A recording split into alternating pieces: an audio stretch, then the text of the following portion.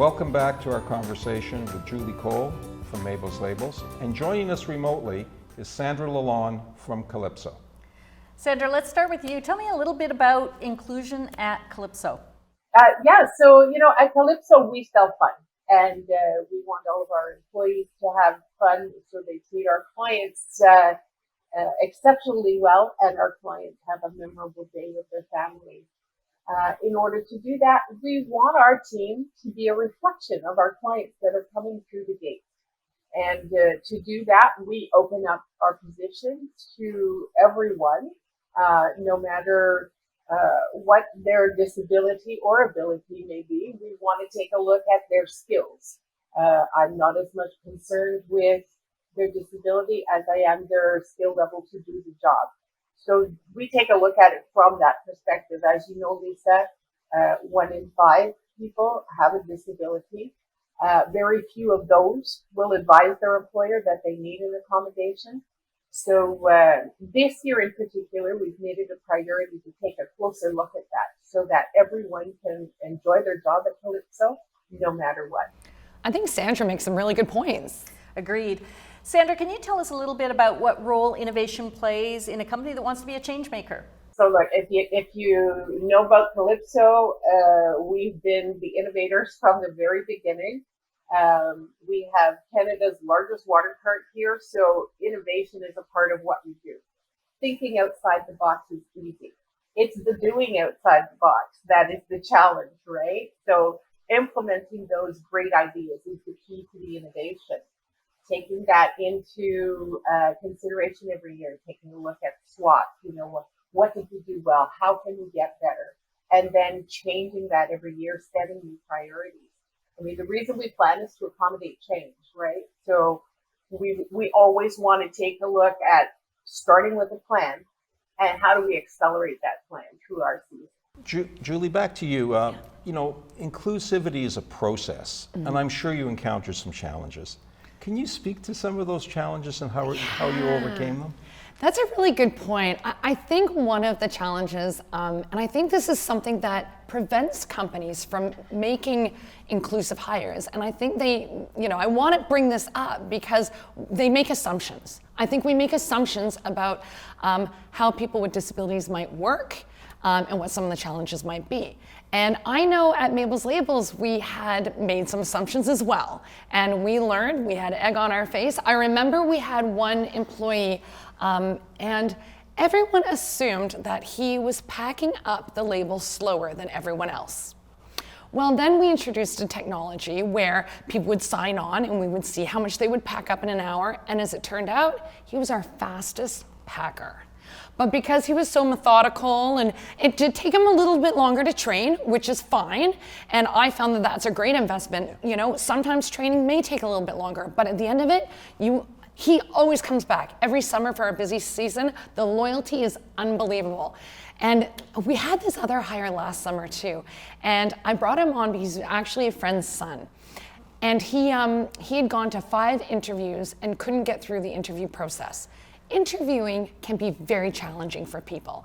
And I think HR has to do a better job of seeing the value that people bring outside of your traditional, excellent interviewer. That's a completely different skill than making labels, right? Somebody might not interview well, but they might be a great label maker. So I brought my friend's son on, and we gave him a great interview, and then he started, and he was amazing. He's neurodiverse, and he took stats every day on how much he packed up.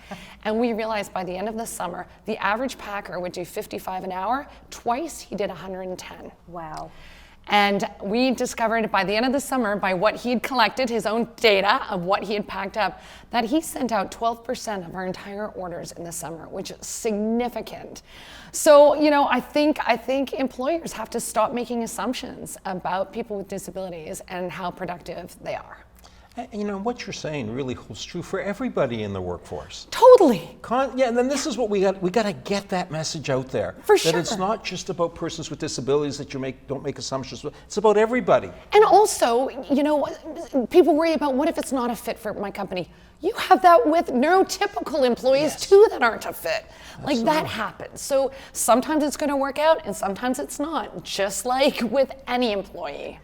Sandra, have you had any innovation that you've seen at Calypso, things that you've done that have worked or been driven by having diverse viewpoints? Well, we have a huge variety of jobs, which allows us to bring all kinds of people together and build teams at Calypso. So I think if I look at my employees and they tell me what the best part of their job is, they tell me the friendships they build along the way. So one of our priorities every year is to have our workers with disabilities integrated into those teams, not be working as an extra team, but working with the team.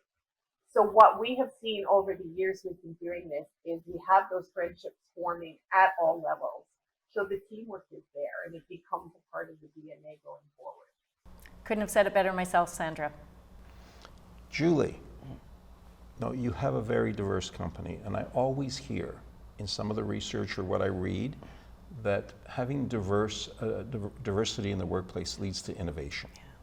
So how does that really help your company move forward? I totally agree. And I have to say, one of our pillars at Mabels Labels is innovation. We started a company and created a product that didn't exist. We were one of the first e-commerce companies. When we started, people still felt funny putting that Visa number into a computer, right? So we've always been innovative. And I think by bringing in different people and packing that into your HR policy and your interview process and being innovative when it comes to people and corporate culture, that is going to, I just find that people that have skin in the game, our employees, they're not micromanaged, they feel like they have ownership of their job, they're supported, and then they do better. And at the end of the day, we have a great workplace and we make more money. So it's a business imperative to be innovative, because if you're going to be innovative, you're going to be competitive. Whether you're competing locally, whether you're competing regionally, or you're competing internationally, innovation is the key ingredient here. And it's going to set you apart from your competitors. Thank you so much, Julie. And thank you so much, Sandra. I mean, you guys are doing so much in this area. Stay inclusive, stay innovative, and we just really appreciate you both sharing your story. Absolutely my pleasure. Thank you for having me.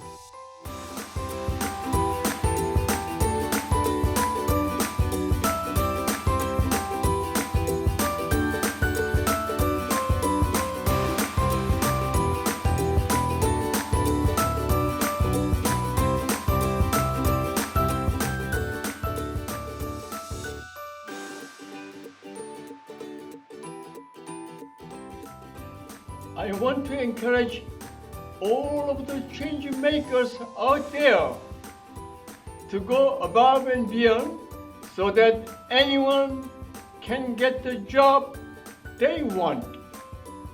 Ontario is the engine of Canada's economy, and nothing should stop us from creating the best place to live, work, and raise family. And now it's time for tips for employers.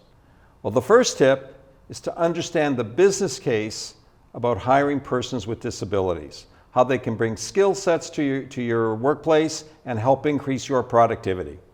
Absolutely, and we actually have a toolkit and a roadmap for inclusion on www.discoverability.network. There's 6 steps to building an inclusive business, from everything from how to source, interview, retain, onboard, and celebrate people with disability in the workplace. And Lisa, the really good news is all those resources are absolutely free. They are.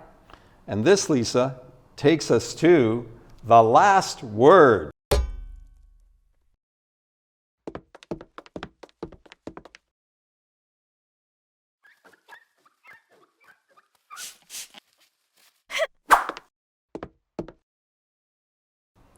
Does a diverse workforce lead to a more inclusive company? Of course it does.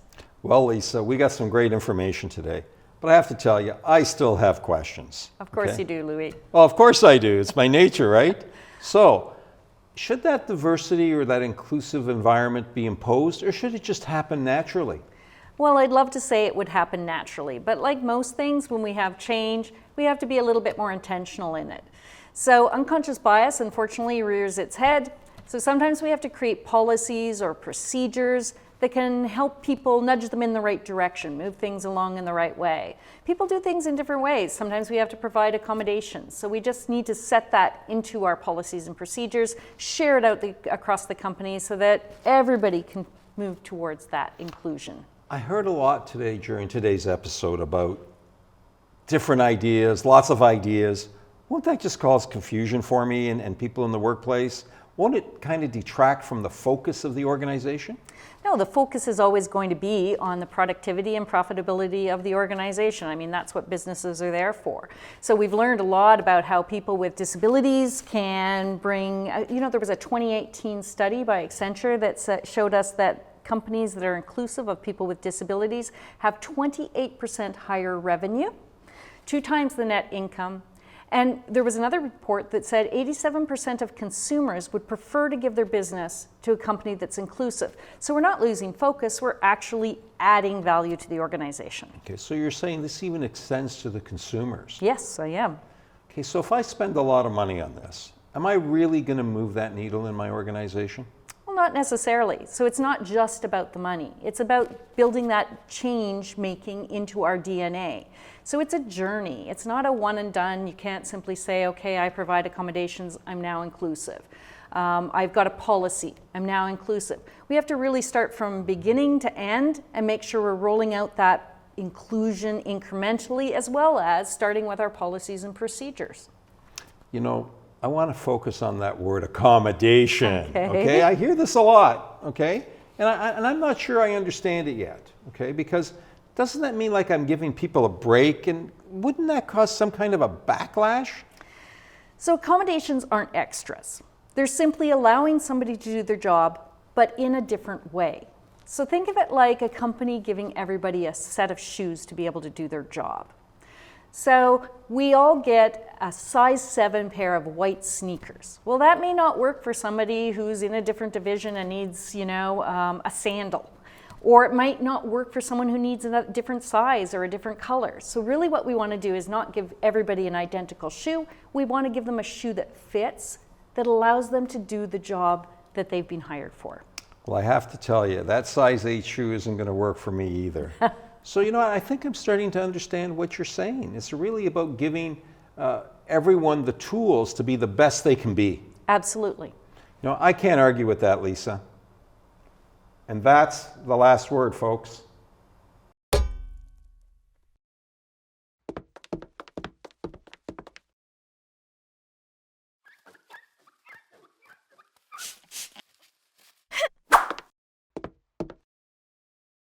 And that brings us to the end of our episode. All you change makers, keep it up. Thanks to our guests, Julie Cole and Sandra Lalonde, and thanks to the Government of Ontario for providing the funding to make this program possible. And thank you to everyone who's watching us today. I'm going to remind you to follow us on social media, Twitter and Facebook at Higher Ability Now. You can also visit our website at www.discoverability.network. If you're on LinkedIn, join us at Discoverability Network. If you want to look us up on YouTube channel, please feel free to do so. We have a lot of different videos for your viewing pleasure. And finally, we hope you join us every Thursday at 1 o'clock for honest conversations on Eventbrite. Thanks for watching.